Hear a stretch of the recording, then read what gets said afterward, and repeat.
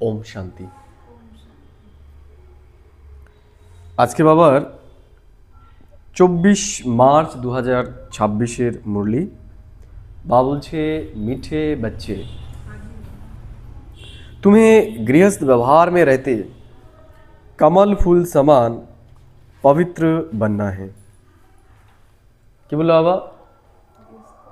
আমাদের এই গৃহস্থিতে থাকতে হবে, কিন্তু এখানে থেকেও আমাদের কমল ফুলের সমান নিজেকে পবিত্র বানাতে হবে।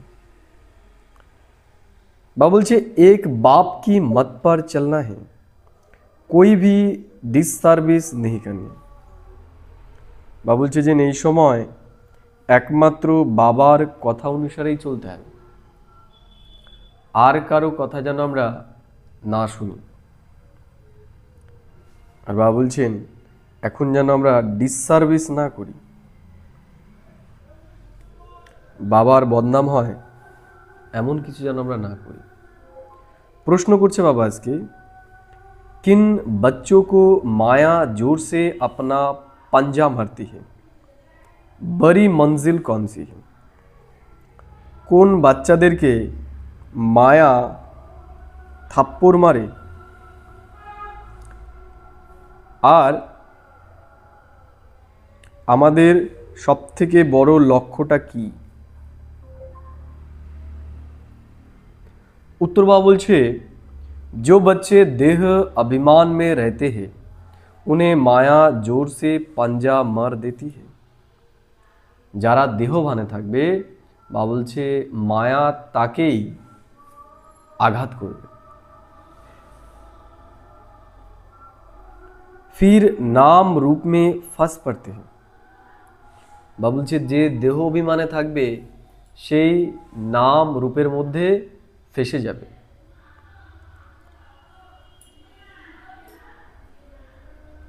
দেহ অভিমান আয়া और थप्पड़ लगा। বাবা বলছে দেহ অভিমান আসলো মানে থাপ্পড় লেগে গেল।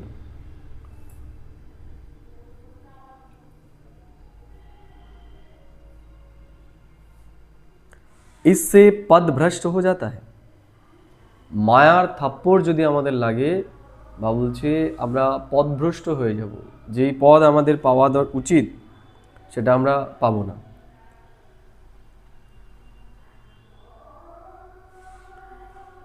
বাবা বলছে देह अभिमान तोड़ना यही बड़ी मंजिल है। সব থেকে বড় মেহনত কোথায়? দেহ অভিমানকে ভাঙা। দেহ অভিমান মানে কি করে বুঝবো যে আমি আত্ম অভিমানী হতে পেরেছি কি পারিনি? পরীক্ষাটা কি? হ্যাঁ কি?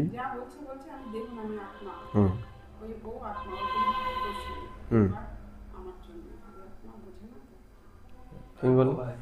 হ্যাঁ শীত গ্রীষ্ম বর্ষা সবই এক, এটা বোঝা যাবে। হ্যাঁ শত্রু মিত্র সবই এক, সবই এটা বোঝা যাবে যখন আমি আত্মঅভিমানী যাব। মানে সব এক, মানে প্রভাব হবে না, শীতও লাগবে না গরমও লাগবে না, এরকম কোনো বিভেদ থাকবে না। দেখো একটা বিষয়, আত্ম অভিমান আর দেহ অভিমান, যখন আমরা দেহ অভিমানী হই তখন দৈহিক ধন সম্পদ, দৈহিক মান সম্মান, দৈহিক ব্যক্তি, দৈহিক বস্তু এগুলোকে আমরা আঁকড়ে ধরার চেষ্টা করি।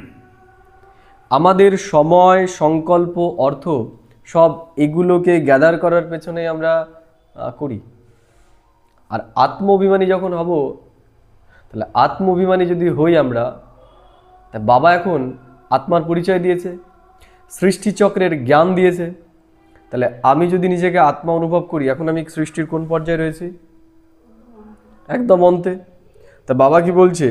এই সময়ের পুরুষার্থের আধারে তোমার ভবিষ্যতের ভাগ্য নির্ধারিত হবে সারা কল্পে। এবার একবার চিন্তা করো, আমরা যারা সারাদিনে এই পড়ার জন্য একটুখানিও সময় বের করতে পারছি না, তারা কিসের পেছনে আমাদের সময়টা দিচ্ছি? সময় আছে কিন্তু বের করতেও পারছি না। ওই যে বললাম, ওই আত্মা দেখছি আর যা পাঠ হচ্ছে হোক, পরে কি করছি আমরা? আমরা নিজের জন্য, কারণ কি পড়া ছাড়া তো নিজের জন্যই ব্যস্ত, এটাই আর কি। এই যে সময়টা বাড়িতেই তো বসে থাকতে হয়। না, বাড়িতে বসে থাকাটা এক জিনিস, ও যেটা বলতে চাইছে নিজের জন্য আমরা কিভাবে ইনকাম করব, কিভাবে আরো যাব, আমি কিভাবে একটা বার্তা যায়। আত্মিক উন্নতির জন্য আমি কি করলাম, এইটা বাড়িতে পরিস্থিতি থাকতেই পারে, কিন্তু আমি এই যে তুমি মনে করো খাতাটা নিয়ে এসছো, তাহলে এই যে মূল্য হয়তো তোমাকে বাড়ি থেকে ছাড়ছে না, মোবাইল আছে, তাহলে মোবাইলে মূল্য দেখলাম বা কোনো একটা ক্লাস দেখলাম বা যেগুলো পড়েছি সেগুলো পড়লাম বা মেডিটেশন করলাম। তার মানে কি আমি আত্ম উন্নতির জন্য কতটা সময় দিলাম, এটা আমাকে নিজেকে দেখতে হবে। যদি আমি সেই বিষয়ে জাগ্রত থাকি, যদি যেমন কি কোনো একটা স্টুডেন্ট তার যদি একটা লক্ষ্য থাকে, সে তো ঘুমোতে পারে না, সেই লক্ষ্যটা তাকে ছোটায় যে আমাকে যে করেই হোক এটা পেতে। কেউ যদি একটা চাকরির জন্যই করে, যে সে রাত দিন জেগেও কি করে সেই পড়াটাকে সে পড়ে, কারণ সে জানে আমি যদি এখন না পড়ি তাহলে আমার বয়স চলে গেলে চাকরি পাবো না, আর ভালো করে না পড়লে পর আমি চাকরিটা পাবো না। তাই চাকরিটা পাওয়ার জন্য কি হয়, সে মরিয়া হয়ে যায়, হয় কি হয় না? হয়। তাহলে সে টাইম করে বের করে ফেলতে পারছে, আর আমরা করতে পারছি না। কারণ কি আমরা দেহভানে রয়েছি, আমরা দৈহিক মান সম্মান সম্পত্তি এগুলোর জন্য ছোটাছুটি করছি। তাহলে আমরা যে ক্লাসে আসছি, হয়তো একদিন আসছি, সপ্তাহে কি সপ্তাহে 2 দিন যাচ্ছি, তাহলে আর যে সময়টা বাড়ির যে পরিস্থিতি, যে ঘরে বসে করছি, তাহলে সেটাতে তো ইনকাম। অবশ্যই একটা স্টুডেন্ট দেখা গেল তার আর্থিক অবস্থা খারাপ, সে স্কুলে যেতে পারে না, তার বিভিন্ন রকম সমস্যা থাকতে পারে, তার তো বই আছে, তাহলে সে যদি বাড়িতেও পড়ে তাতেও তার নাম্বার ভালো। হ্যাঁ, স্কুলে গেলে কি হবে, যে স্কুলে একজন টিচার রয়েছে, সেই পয়েন্টগুলোর উপর ভালো করে বোঝাবে, তাই না? স্যার আসতে পারছি না, শ্রীমত বাবা দিচ্ছে, শ্রীমত অনুসারে ঘরে বসে করছি, তাহলে এটাও আমার ইনকাম। অবশ্যই অবশ্যই মেন বিষয় কি, আমাকে আত্মিক উন্নতি করতে হবে, আমাকে সেই জাগৃতিতে থাকতে হবে, আমার ভেতরে শুদ্ধতা নিয়ে আসতে হবে, সেই ক্যারেক্টার্সগুলো আমার চরিত্রের মধ্যে নিয়ে আসতে হবে। এবং তার জন্য কি পড়াটাকে পড়া, এবং তার সাথে সাথে শুধু পড়লেই তো হবে না। যেমন আমি যদি রাজা হই, তাহলে রাজার প্রজারাও থাকবে, তাহলে প্রজারা রাজার সেবা করবে কেন? করবে কেন? আমার জমি আছে 10 বিঘে, আমি যদি জমিতে বীজ না পুঁতি ফসল পাবো আমি? তাহলে ফসল পাবো কখন? যখন আমি বীজ পুঁতবো তখন। তাহলে রাজা কে হবে? যে অনেকের সেবা করবে সেই রাজা হতে পারবে। প্রজারা তাকে ট্যাক্স এই কারণেই দেবে কারণ রাজা তাকে কিছু দিয়েছে, সে সেই যোগ্যতাটাকে কামিয়েছে। তাহলে আমাদের যেমন সকল্যাণ করতে হবে, তেমনি অন্যেরও কল্যাণ করতে হবে। এখন প্রকৃত কল্যাণ এমন নয় যে প্রজা বানানোর জন্য তাকে আমি জ্ঞান দেওয়া হয়ে গেল, প্রকৃত ন্যারিশমেন্ট করতে হবে তার। শুধু বীজ পুঁতলাম তাহলেই হবে না, বীজটা জল দেওয়া, নিয়মিত পরিচর্যা করা, তাহলেই সেটা কি সেটা থেকে ফল পাওয়া যাবে। আমি বীজ ছিটিয়ে দিয়ে চলে আসলাম, আমি কাউকে একটা পর্চা ধরিয়ে দিলাম, আমি ভাবলাম হয়ে গেল আমার প্রজা, না। ও তো তার মানে জঙ্গলে একটা বীজ ছড়িয়ে দিয়ে আমি চলে গেলাম। আমাকে থেকে গাইড করতে হবে। ব্রহ্মা বাবা কি করেছে আমাদের? কি করেছে? ব্রহ্মা বাবা আমাদের গাইড করেছে, দাদিরা আমাদের গাইড করেছে। তা আমাদেরকেও কি করতে হবে? নিজে যেমন পুরুষার্থ করছি, অন্যকেও পুরুষার্থ করতে সহযোগী আমাদের করতে হবে। কারো যদি ডাউটস থাকে, কেউ বুঝতে পারছে না কোনো একটা জায়গায়, সেই জায়গাটা আমাদেরকে বোঝাতে হবে যাতে সে সহজেই পুরুষার্থ করতে পারে। বোঝা গেল? তাহলে এই যে আমি কাউকে বোঝালাম, সে আমার কাছ থেকে লাভটা নিল, তাহলে আমার কাছ থেকে তো সে সার্ভিস নিল, তাহলে এতে তারও কল্যাণ হলো, আমারও কল্যাণ হলো। বোঝা গেল কি বললাম? যেমন একটা স্টুডেন্ট যদি একটা স্কুলে পড়াশুনো করে, তাহলে যার কাছ থেকে সে শিক্ষা নিচ্ছে তাকে একটা অ্যামাউন্ট দেবে, টিচিং ফি তো দেবে, এবং সে যদি সেই শিক্ষাটা ভালো করে নেয়, সেও আবার কি করতে পারবে, সেও কাউকে টিচিং করতে পারবে, তারও ইনকাম হবে, তাই না? এবার কেউ যদি ভাবে না আমি ওকে মায়না দেবো না, এর জন্য আমি ওর কাছে যাবো না, তাহলে কি করলাম? ওকে হয়তো দিলাম আমি 500 টাকা, কিন্তু আমি কামালাম 10,000 টাকা, বা আমার জীবনটাকে আমি তৈরি করলাম। তো তেমনি যার কাছ থেকে আমি জ্ঞানটাকে বুঝলে পরে বা যার কাছ থেকে জ্ঞানটা শুনলে পরে আমার ক্লিয়ারিটি আরও ভালো আসবে, আমার বুদ্ধিমত্তা বাড়বে, আমি লোককে বোঝাতে পারবো, আমাদের তাদের কাছ থেকে সহযোগিতা নেওয়া দরকার। এর জন্য আমাদের একে অন্যের সহযোগী হতে হবে, একে অন্যের গাইড হতে হবে, একে অন্যের সহযোগিতা করতে হবে। তাহলে এই যে আমি আত্মার জন্য যে চিন্তাগুলো করছি বা আত্মার জন্য কামাই জামা করছি, এটাই হচ্ছে আত্ম-অভিমানী স্থিতি। আমি অভিমান মানে কি? যে আমার সেই জাগৃতিটা রয়েছে। আমরা বলি না, দেখা গেল যে কেউ একটা বাচ্চাকে খুব মারছে তার সন্তানকে, আমরা কি বলি যে তোর কি বোধ বুদ্ধি নেই যে তুই ওর মা হয়ে কষায়ের মতো করছিস কেন? বলি কি বলি না? তার মানে কি, সে মা হলেও তার ভেতরে সেই জাগৃতিটা নেই যে সে মা। তা আত্ম-অভিমানী মানে কি? যে আমার সেই জাগৃতিটা থাকা, যে এই যে পুরুষোত্তম যুগ এখন চলে যাচ্ছে, এই যুগ চলে গেলে আমি আর আমার ভাগ্য তৈরি করতে পারবো না। আমি যদি পড়াটাকে সারাদিন না পড়ি, পড়তে তো হবেই।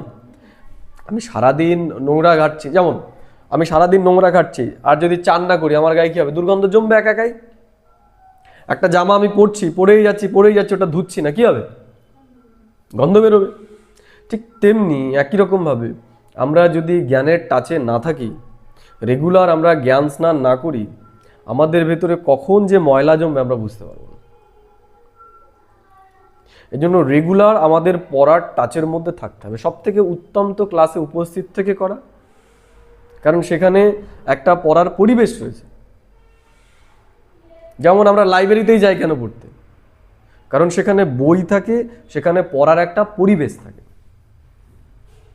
তো তেমনি ক্লাসরুম হচ্ছে একটা পরিবেশ। এই জায়গায় বাড়িতে হয়তো একটু পড়তে হয়তো কেউ ডাক দিল, দরজাটা খোলো, বাজার নিয়ে চলে এসছি, কি হলো, একটু দরজাটা খুলতে গেলাম, কনসেন্ট্রেশন। এখানে কে আসবে?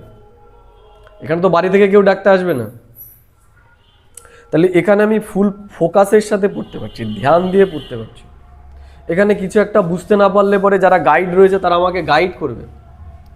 এখানে আমার স্থিতি যদি স্ট্রং না থাকে, এই জায়গায় সবাই এক সম্মিলিতভাবে যোগের প্র্যাকটিস করছে, তাহলে আমার হয়তো সেই যোগ লাগছে না, কিন্তু পরিবেশ অন্যের তো যোগ লাগছে। তাহলে অন্যের পরিবেশে যখন যাব, তাহলে সে আমাকে সেই যোগের পরিবেশটা প্রদান করবে। সহজে আমার যোগ, যেমন মধুবন আমরা যাই কেন? বাতাবরণটা। তাহলে ক্লাসও কি করবে? আমাকে সেই বাতাবরণটা প্রদান করে। এই জন্য সব থেকে উত্তম ক্লাসে এসে শোনা, তারপরে নিজে অধ্যয়ন করা। আর বর্তমান তো ইউটিউবের সহযোগিতা বাবা আমাদেরকে দিয়েছে, আমরা ইউটিউবেও ক্লাস শুনতে পারি। আর অবশ্যই আমরা যখন ফ্রি টাইম রয়েছে আমাদের শোনা উচিত ক্লাসগুলো, কোর্স কিভাবে করানো উচিত, ক্লাস কিভাবে করানো উচিত, সেগুলো আমাদের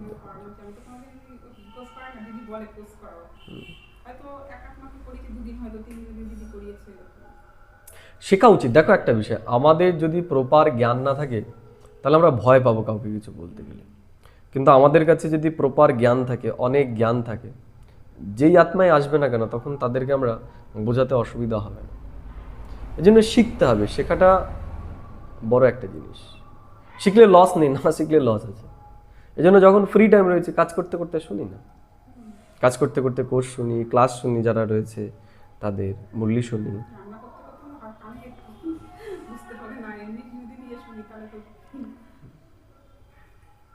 করতে হবে, প্র্যাকটিসের মধ্যে থাকতে হবে। তাহলে এগুলো যদি আমরা করি তাহলে এটা হচ্ছে আত্ম-অভিমানী স্থিতি, যেখানে আমি আত্মা আমার নিজের জন্য করছি। আর এখানে কিসের জন্য করছি? ছেলের জন্য, মেয়ের জন্য, নিজের শরীরের জন্য, জামা কাপড় কেনা, খাবার দাবার, এগুলো।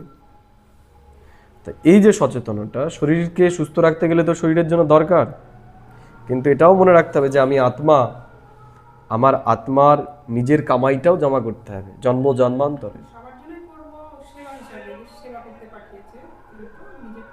ডিটাচমেন্টটাও দরকার। অ্যাটাচমেন্ট থাকলে মেয়ে, বর, বউ এদের চিন্তাতে কি আসতে পারবো না। ওদের থেকেও নিজের বুদ্ধি থেকে আলাদা করতে হবে একদম। এটা আমার পার্ট, এটা আমি নই। এখনই আমি চোখ বন্ধ করলে এদের কিছু থাকবো আমি? এর জন্য আত্ম-অভিমানী মানে নিজের উপর গুরুত্ব দেওয়া আগে, সবার প্রথম নিজের পুরুষার্থ, তারপরে বাকি কিছু। আর নিজের পুরুষার্থটা যখন আমরা ঠিক রাখবো, এদেরকেও ঠিক করতে পারবো, নাহলে ঠিক হবে না। এর জন্য বা বলছে দেহে অভিমান আয়া আর থাপ্পর লাগা। যখন দেহ অভিমান আসবে তখন মায়া থাপ্পড় লাগিয়ে দেবে, বিভিন্ন রকমভাবে আমাকে ভ্রমিত করে দেবে, কোনো না কোনো কিছুর মধ্যে আমাকে ফাঁসিয়ে দেবে। হয় মোহ ফাঁসিয়ে নেবে, নাহলে ক্রোধ ফাঁসিয়ে নেবে, নাহলে লোভ ফাঁসিয়ে নেবে, নাহলে অহংকার ফাঁসিয়ে নেবে, নাহলে কামবিকার ফাঁসিয়ে নেবে। কেউ না কেউ আমাকে ফাঁসিয়ে নেবে। বর্তমানে তাই হচ্ছে ম্যাক্সিমাম পুরুষার্থীর সাথে। যারা আগে চলতো জ্ঞানে ভালোভাবে, এখন তাদের আর দেখাই যায় না, কিছু না কিছুর মধ্যে ফেসে গেছে। দেহ এর জন্য সব সময় নিজেকে জাগ্রত রাখা, টাচে রাখা। মায়া সবার প্রথম আমাদেরকে সংগঠন থেকে ছাড়ায়, বুঝা গেল? সবার প্রথমে সংগঠন থেকে ছাড়াবে। রেগুলার যেতাম আগে ক্লাসে, এখন রেগুলার যাবো না। তারপরে মুরলি ছাড়াবে, মুরলি শুনবো না, আজকে না শুনলে কি হয়েছে, মুরলি ছাড়াবে। তারপরে ধারণা ছাড়াবে, ধারণা ছাড়ার পর তারপরে তার আর কোনো অস্তিত্বই থাকবে না, সে ব্রাহ্মণ থেকে শূদ্র হয়ে যাবে। যেন বাবা বলছে মায়া और थप्पड़ लगा इससे पद भ्रष्ट हो जाता है। আর মায়ার প্রকোপে যদি পড়ে যায়, মায়ার দ্বারা যদি প্রভাবিত হয়ে যায়, তাহলে যেটুকু পুণ্য করেছিলাম সেটুকু শেষ করে ফেলবে। স্বর্গে যাব কিন্তু পদ পাবো না, প্রজা।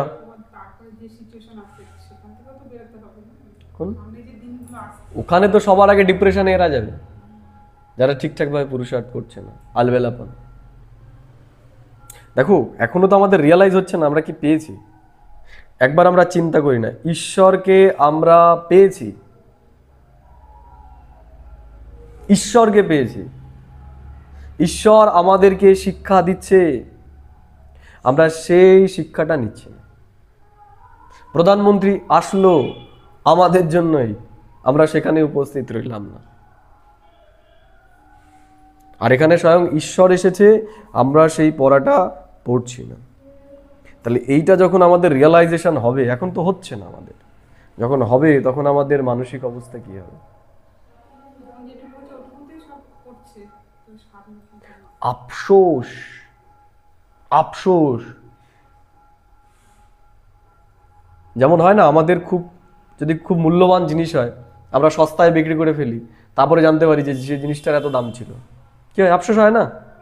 একটা শাড়িও যদি কিনি, মনে করো তুমি একটা শাড়ি কিনলে, আমি একটা কিনলাম, দেখা গেল যে একই শাড়ি আমি 100 টাকায় কিনে নিয়ে এসেছি, তুমি সেটা 150 টাকা দিয়ে কিনেছো, কি হয় তাহলে? জেনারেলি আমাদের কি হয়? আফসোস হয় না যে আমি ঠকে গেলাম, আমার কাছ থেকে বেশি নিয়ে নিল। তাহলে এইটুকুতেই আমাদের কত আফসোস হয়। আর এখানে জন্মান্তরের ভাগ্য, আমি রাজা হতে পারতাম, সেই ক্যাপাসিটি আমার মধ্যে ছিল, কিন্তু আমি জাগ্রত না হওয়ার জন্য আমি সেটাকে নষ্ট করে ফেলেছি। তাহলে সেই জায়গাতে আমাদের কতটা আফসোস হবে, আমরা চিন্তা করি না কখনো। আমরা যোগ মানে শুধু ভেবে নিয়েছি যে পরমধামে যাওয়া, ওখানে বুদ্ধি লাগানো, এটাই শুধু যোগ নয়, এগুলো নিয়ে চিন্তা করা এটাও যোগ। ওটার থেকে এটা আমাকে পুরুষার্থের তীব্র গতি নিয়ে আসবে। এই জন্য বাবা বলে তুমি অন্তর্মুখী হও। অন্তর্মুখী মানে কি? অন্তর্মুখী মানে নিজের সাথে নিজে এগুলো নিয়েই কথা বলা, ডিসকাস করা, নিজেকে নিজে বোঝানো, নিজেকে নিজে বোঝানো যে ঈশ্বর বলছে, ঈশ্বর এসে গেছে, সে রোজ এসে আমাদেরকে পড়াচ্ছে, এই পড়ার আধারেই আমাদের ভাগ্য নির্মাণ হবে। আমি কি সত্যি তাকে সেইভাবে অনুভব করতে পারছি? আমি কি সত্যি সেইভাবে ইন্টারেস্টের সাথে এই পড়াটাকে পড়ছি? আমি সত্যি কি সেই ধারণাগুলো আমি করছি? নিজেকে নিজেগুলো জিজ্ঞেস করতে হবে, নিজের সাথে নিজেগুলো কথা বলতে হবে। এটাই হচ্ছে অন্তর্মুখী স্থিতি।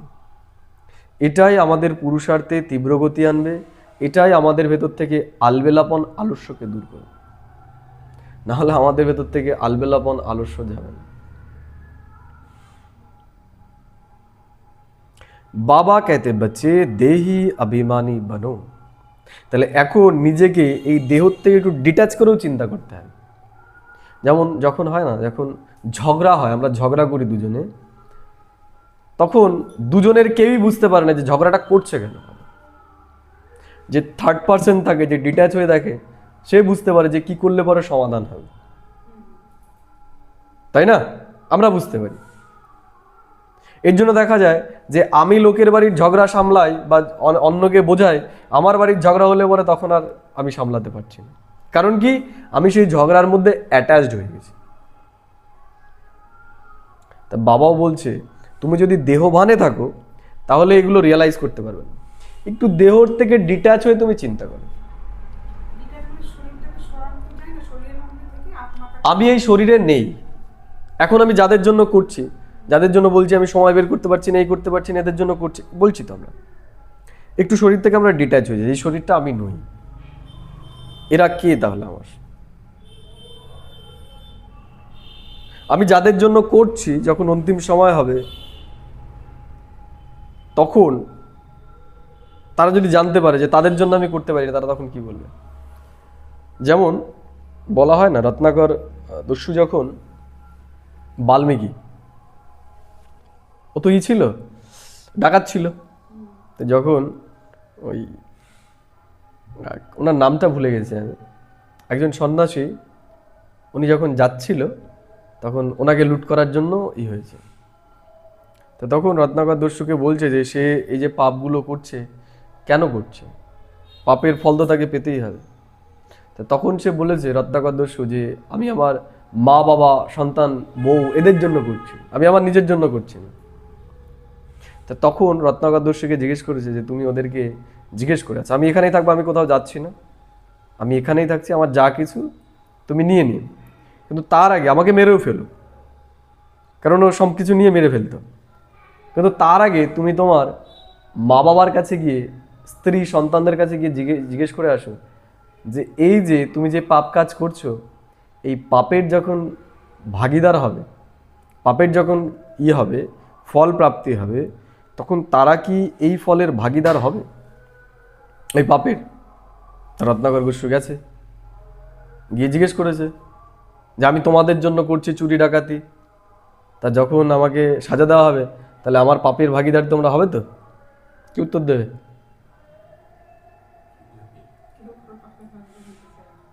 বলে তুমি পাপ করেছো, তোমার পাপে ধার আমরা হবো কেন?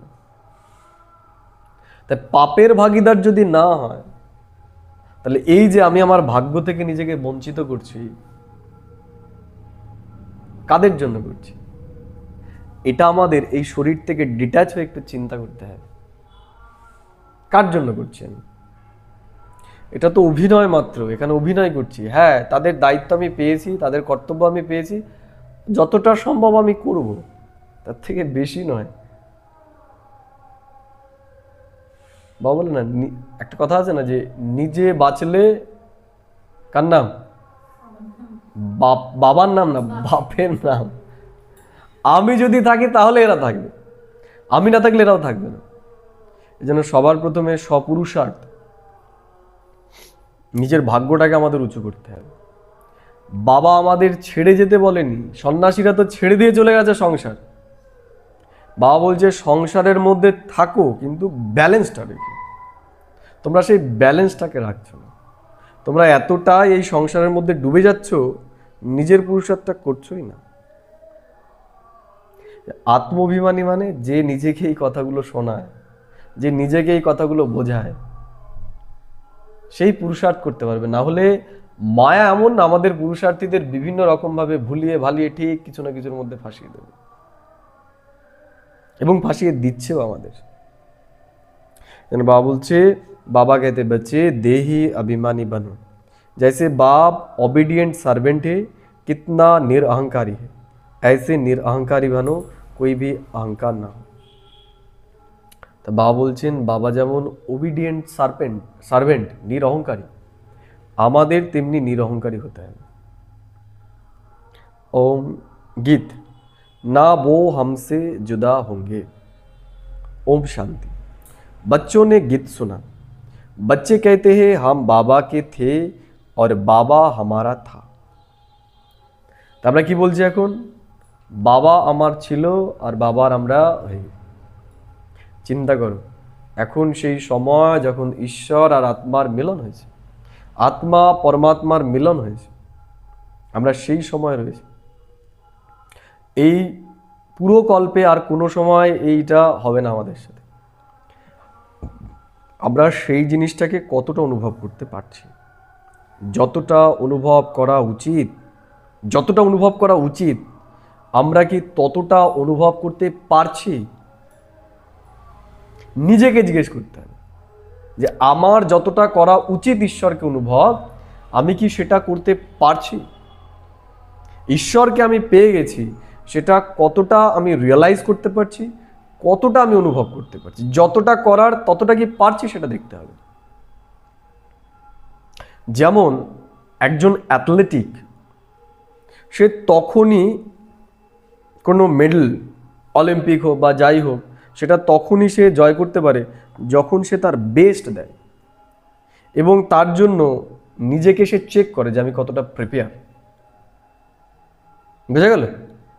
তা আমাদেরও দেখতে হবে, চেক করতে হবে যে ঈশ্বরকে যতটা অনুভব করার কথা উচিত, ঈশ্বরের পথে যতটা চলা উচিত, ঈশ্বরীয় সেবা যতটা আমার করা উচিত, আমি যতটা পারি বেস্ট, আমি কি সেই বেস্ট দিচ্ছি?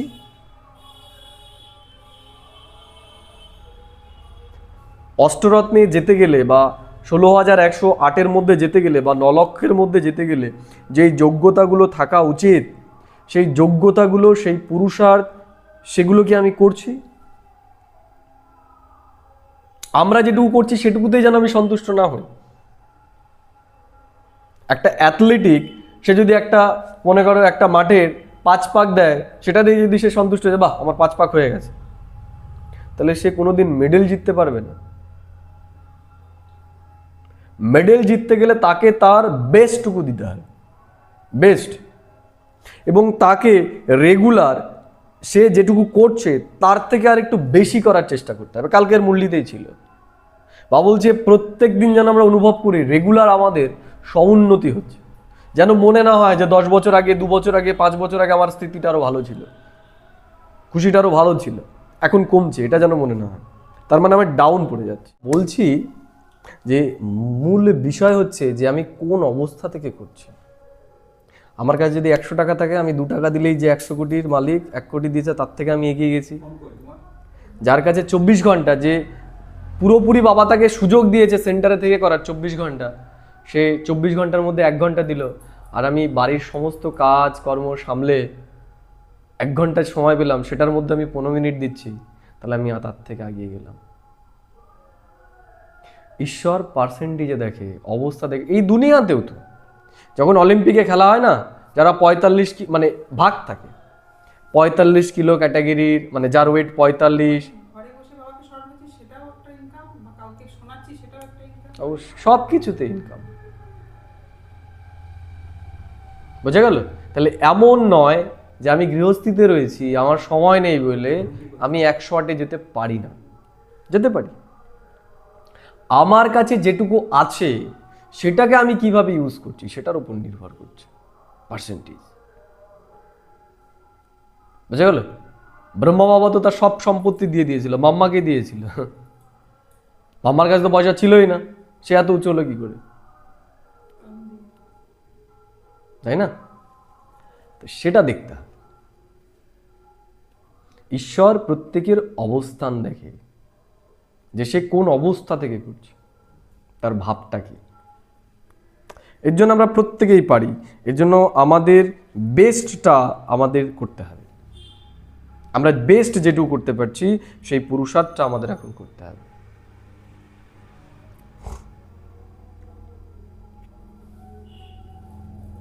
ঠিক আছে? मीठे मीठे सिखी लदे बच्चों प्रति माता पिता बाप दादा का याद प्यार और गुड मॉर्निंग। रूहानी बाप की रूहानी बच्चों को नमस्ते। हम रूहानी बच्चों की रूहानी माता पिता बाप दादा को पदम गुना याद प्यार गुड मॉर्निंग और नमस्ते। धारणा के लिए मुख्य सार 1 নম্বর বলছে বাপ সমান নিরঅহংকারী बनना है।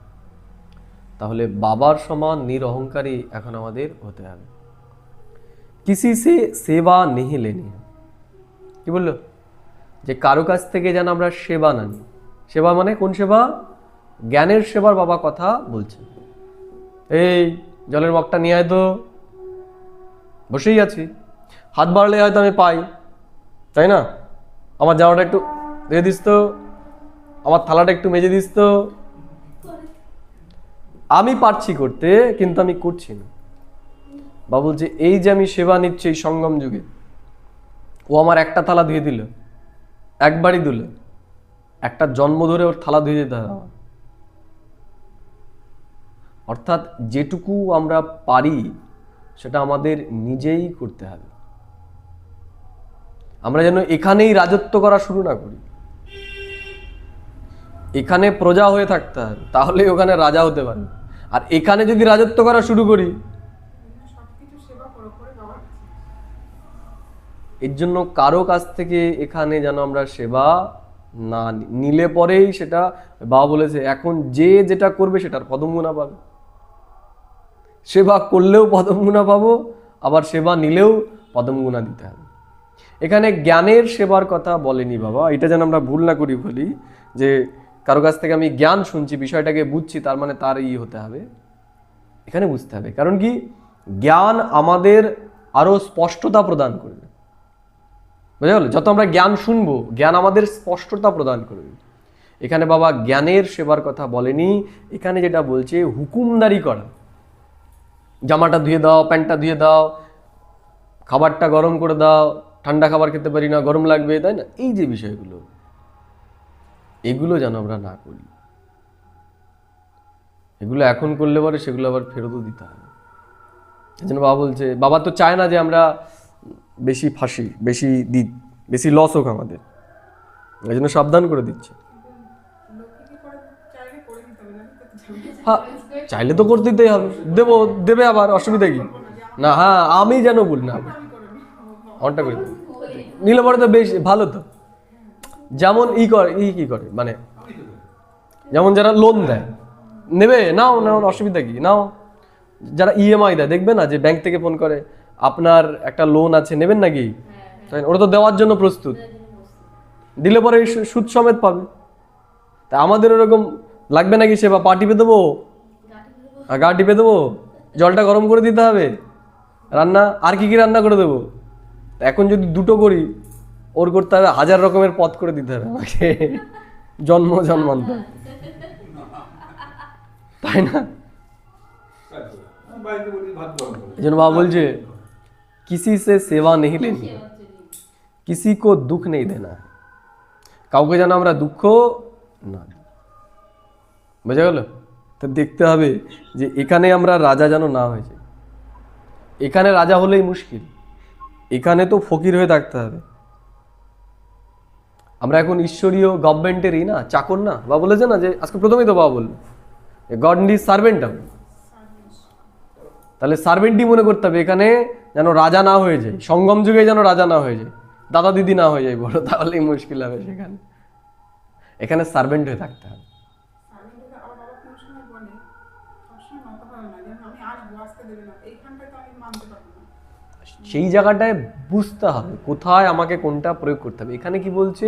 হুকুমদারি করা, যেটা আমাদের স্বভাব হয়ে যায় না, হুকুম করা, অন্যের কাছ থেকে সেবা না, সেটা যেন আমরা না করি। ऐसा कोई पाप कर्म ना हो जिसकी सजा खानी पड़े।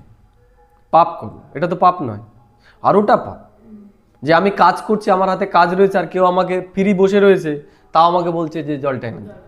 দেখছি আমি সারাদিন ধরে কাজ করছি, ক্লান্ত, তারপরেও নিজে নিজে সারাদিন মনে করে ঘুমিয়ে রয়েছে, তারপরে বলছে জলটা এনে দাও, এটা পাপ। লক্ষ্মীকে এটা আমি পারছি, পেরেও আমি করছি না, এটা পাপ। লক্ষ্মীকে যে এটা করছে, ওরা তো অজ্ঞানতাই করছে না। লৌকিক কেন, জ্ঞানীরাও করে, এর জন্যই তো বাবা জ্ঞানীদেরই শোনাচ্ছে। জ্ঞানীরা আরো বেশি করে, জ্ঞানীরা আরো বেশি করে, যারা নিজেদেরকে বড় ভাবে তারা করাচ্ছে, যারা ছোট করায় না, একটু আশেপাশে চোখ বোলাবে, দেখবে, দেখতে পাবে, অনেক আছে এরকম। মাতাজি এটা করে দিন, এটা করে দিন, এটা করে দিন, এটা হচ্ছে না, আছে। আপস মে খিরখণ্ড হোকার रहना, আমাদের নিজেদের ভেতরে খিরখণ্ড হয়ে থাকতে হবে। 2 নম্বর, एक बाप की श्रीमत पर चलना है, अपनी मत पर नहीं। বাবা যে শ্রীমত দিচ্ছে সেই মত অনুসারে আমাদের চলতে হবে, আমরা যেন মন মত আমাদের না লাগাই। বরদান বাবা বলছে सेकंड में देह रूपी चोले से न्यारा बन कर्म भोग पर विजय प्राप्त करने वाले सर्वशक्ति संपन्न भव। বাবা বলছে 1 সেকেন্ডে এই দেহরূপী যে চোলা পোশাক এটা থেকে আমাদের ন্যাড়া হয়ে কর্মভোগের উপর আমাদের বিজয় প্রাপ্ত করতে হবে আর সর্বশক্তি আমাদের সম্পন্ন হতে হবে। তাহলে যে এই দেহ থেকে ন্যাড়া হতে পারবে সেই সর্বশক্তি সম্পন্ন হতে পারবে। बाबा बोलছেন जब कर्म भोग का जोर होता है, जब कर्म भोग का जोर होता है कर्मेंद्रिया कर्म भोग के बश अपनी तरफ आकर्षित करती। বলছে কর্মভোগ যখন যখন অনেক বেশি হয়ে যায় তখন কর্মেন্দ্রিয় আমাদেরকে আকর্ষিত করে, তখন আর আত্মার ক্ষমতা থাকে না ইন্দ্রিয়ের উপরে গিয়ে সে কি করে। ডাক্তার বলেছে ফুচকা খাবে না, কিন্তু ফুচকার দোকান দেখলে পরে আর সে থাকতে পারে না, জিভ টেনে তাকে নিয়ে যায়, না না খেতেই হবে। জীব টানে না, তা কে টানে? জীব, মন ওখানে নিয়ে গেছে, তাই না? তো এই যে তার মানে কি তার কর্মভোগ অনেক বেশি, যে ইন্দ্রিয় তাকে টানছে, ইন্দ্রিয়ের ওপরে সে উঠতে পারছে না। তা বাবা বলছে जब कर्म भोग का जोर होता है कर्मेंद्रिया कर्म भोग के बश अपनी तरफ आकर्षित करती है। अर्थात जिस समय बहुत दर्द हो रहा है ऐसे समय पर कर्म भोग को कर्म योग में परिवर्तन करने वाले साक्षी हो कर्मेंद्रियों से योग भोग बाने वाले ही सर्वशक्ति संपन्न अष्टरत्न विजयी कहलाते हैं। আরেকটা কি, যখন আমাদের শারীরিক রোগ অসুবিধা আসছে সেই সময় মাজাটা ব্যথা, পাটা ব্যথা, তো এই যে ব্যথা ডলছি, তাই না? তা বললে তো হবে না, বললে তো ব্যথা কমবে না, না কমে যাবে। তো এই যে যে ব্যথা ব্যথা এটার ওপরে যদি আমি উঠতে পারি, মনটাকে এতটাই জ্ঞান চর্চা চিন্তনের মধ্যে রেখে ব্যথা কোথায় টেরি নেই, ব্যথা ব্যথার জায়গায় আমি আমার জায়গায়, বলছে সে অষ্টরত্নে যেতে পারে, যার যখন এই দৈহিক দুনিয়ার ধ্যান থাকবে না। বুঝে গেল? इसके लिए बहुत समय का देह रूपी चोले से न्यारा बनने का अभ्यास हो। বলছে এর জন্য অনেক সময়ের অভ্যাস দরকার এই দেহ থেকে ডিট্যাচ হওয়ার, না হলে সে পারবে না। ইহো वस्त्र दुनिया की बा माया की आकर्षण में टाइट अर्थात खींचा हुआ ना हो तब সহেজ উত্তরেগা। বা বলছে এর জন্য এই দুনিয়ার মধ্যে যেন আমাদের এই শরীরের যে পোশাকটা এটা যেন টাইট না হয়। ছেলে আমার, মেয়ে আমার, বউ আমার, স্বামী আমার, এই যে আমার, তার মানে টাইট করে রেখেছে একদম, এটা যত থাকবে সে নেয়ারা হতে পারবে না। এই জন্য ডিট্যাচ হতে হবে। আজকে যেটা বললাম না, কেউ আমার নয়, এগুলো আমার পার্ট, তাহলে আমরা ডিট্যাচ হতে পারব। স্লোগান বাবা বলছে सर्व का मान प्राप्त करने के लिए निर्माण चित बन। সবার মান যদি আমাকে পেতে হয় আমাকে নির্মাণচিত হতে হবে। নির্মাণ মানে অন্যের সেবা, অন্যের উপকার আমাকে করতে হবে, এটা হচ্ছে নির্মাণ। অন্যকে তৈরি করতে হবে। কে আমাকে একটা কিছু জিজ্ঞেস করলো, এটা কিভাবে করো তুমি? অন্যের সহযোগী হওয়া, অন্যকে তৈরি করা। বোঝা গেল? আমি যেমন তৈরি হচ্ছি অন্যকে তৈরি করা। ঈশ্বর তো আমাদের মাধ্যমে দিয়ে দিচ্ছে, পালনা কাদের দিয়ে দিচ্ছে? আমাদের মাধ্যমে একে অন্যকে পালনা দেওয়া হচ্ছে। तो बाबा बोलছে सर्व का मान प्राप्त करने के लिए निर्माणचित बनो। निर्माणता महानता की निशानी। নির্মাণতা হচ্ছে মহানতার নিশানি। আমাদের তৈরি করতে হবে অনেককে, বাবার সমান।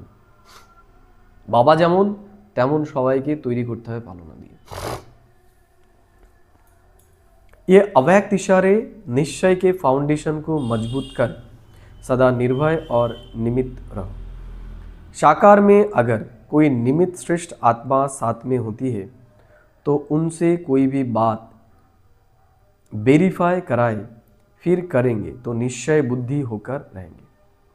बोलते साकार में अगर कोई निमित्त श्रेष्ठ आत्मा साथ में होती है तो उनसे कोई भी बात ভেরিফাই कराए फिर करेंगे तो निश्चय बुद्धि होकर करेंगे।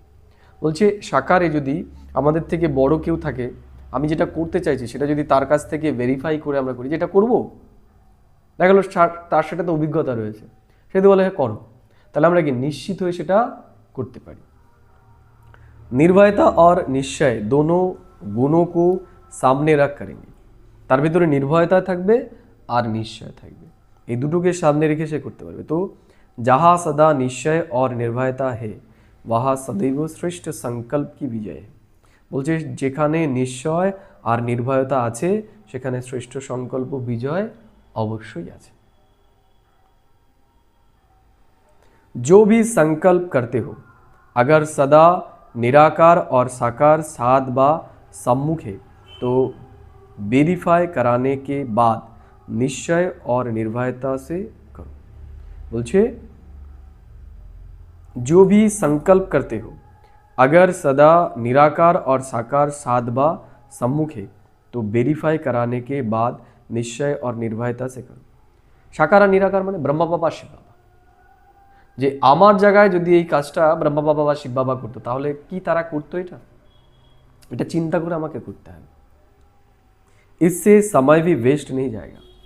এটা করলে কি হবে, আমাদের সময়টাও আর নষ্ট হবে। ঠিক আছে, ওম শান্তি। লাইটটা একটু দাও, আমরা একটু মেডিটেশন করি।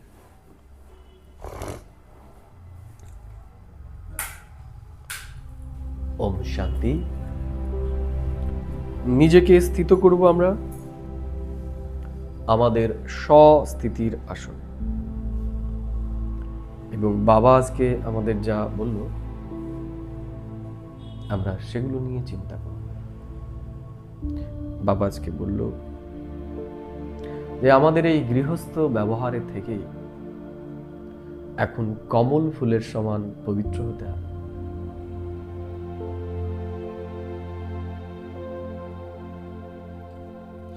এক বাবার মত এবং বাবার ডাইরেকশন অনুসারে এখন আমাদের চলতে হবে। আমরা যেন মনমত এবং পরমতে না চলি।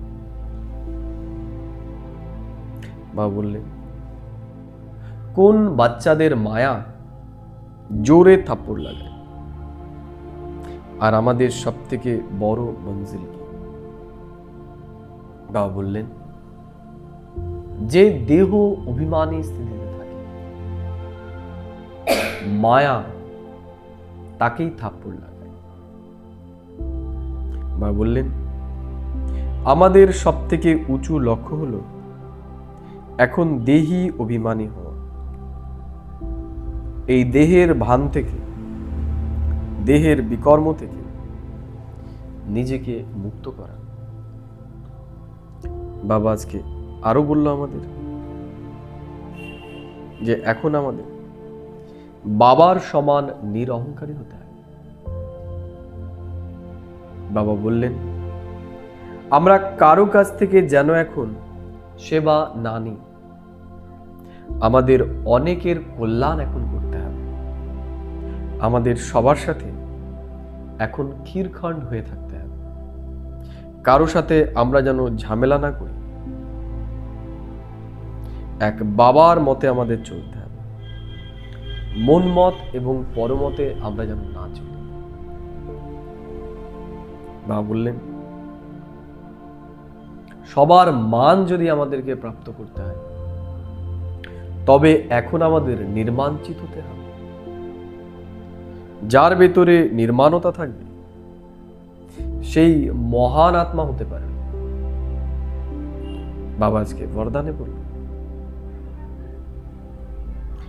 এক সেকেন্ডে এই দেহরূপী চোলা বা পোশাক থেকে আমাদের মুক্ত হতে হবে, আমাদের কর্মভোগের উপর বিজয়ী হতে হবে। তাহলেই আমরা সর্বশক্তি সম্পন্ন হতে পারব। আজ আমি সারাদিন এই বিশেষ চিন্তনেই থাকব এবং অন্তর্মুখী হয়ে আমি নিজেকে নিজে চেক করব যে আমি কতটা দেহি অভিমানী হতে পেরেছি, আমি কতটা দেহের বিকর্মের ওপর বিজয়ী হতে পেরেছি, এবং আমি এর আধারে আমার ভাগ্যকে শ্রেষ্ঠ বানাবো। ওম শান্তি, ওম শান্তি, ওম শান্তি।